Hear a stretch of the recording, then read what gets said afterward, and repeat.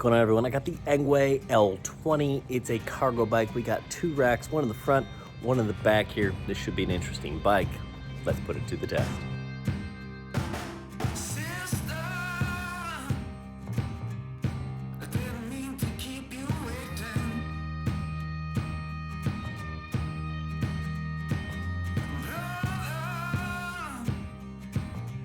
So let's talk a little bit about this Engwe L20 2.0. It's the second version of this bike, and it does have some upgrades. First, when you get this, it comes in a gigantic box, and it does take a little bit of assembly. You can get it done in less than a half an hour here.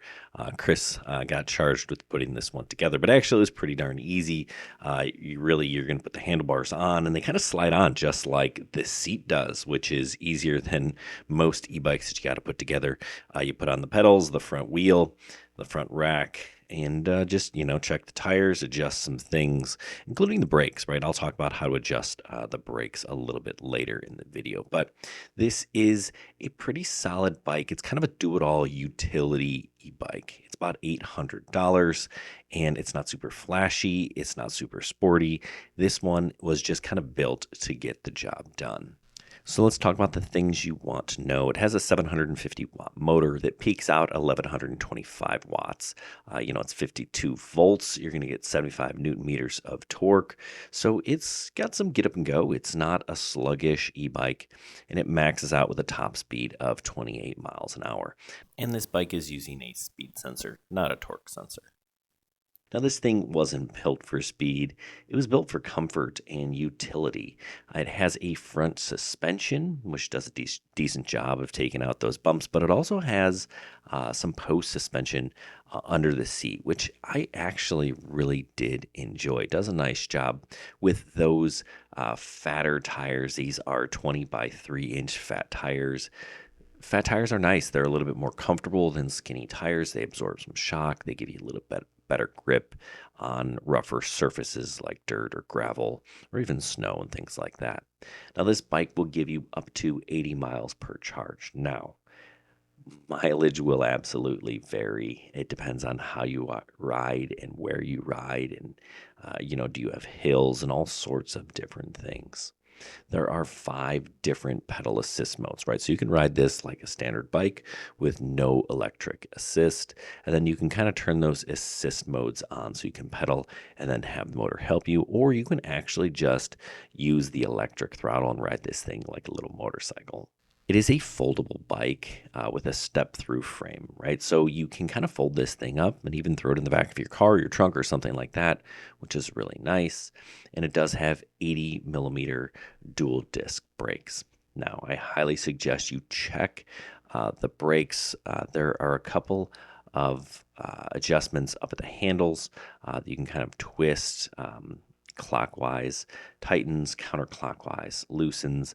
On the back of the brake caliper, you'll notice a shiny silver bolt. If you have a 5 millimeter Allen wrench, again, you can kind of twist it clockwise to tighten, counterclockwise to loosen. My brakes were slightly rubbing, so I rotated that counterclockwise, and now it's perfect. Our bike has a rack on both the front and the back, right? So I can carry lots of different things.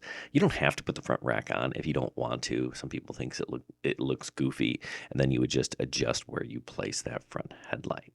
The bike does have a nice, colorful LCD display right there in the center.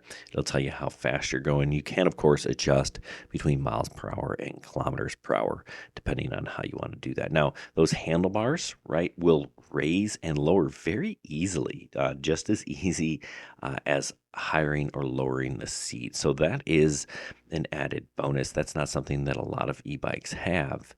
So definitely a nice feature there. Now, like most e-bikes, this one is not light. It's just over 68 pounds. But that, believe it or not, is going to be a lot lighter than a lot of other e-bikes or comparable e-bikes. And at $800, this thing is also a little bit less expensive than a lot of those other e-bikes. Overall, I do like this bike. We got the black one. It actually kind of seems to me to have a little bit of a bluish tinge, kind of sharp if you ask me. Really looks good. You can get it in either green or pink as well. that's a personal preference. I'll let you decide which color suits you best. So this is a good bike. Is it flashy? No. Is it super fast? No. Is it for going off-road? No. Is this for getting around town? Yes. Is it foldable and portable and easier to take with you than most other e-bikes? Yes. This is a good option if you need to carry things, if you're just looking for a comfortable, easy to ride e-bike. This is it. This is kind of the comfort, just cruising around e-bike for the person that doesn't need the flashy, the off-road, the gigantic fat tires. This is a solid option from Engwe. This is probably the fourth, maybe the fifth Engwe bike that I've tried, and they do a nice job. Engwe is one of those companies out there that you're going to get a quality product from. Anyway, I hope this was helpful. If you have any comments or questions, leave them down below. And as always, keep pedaling.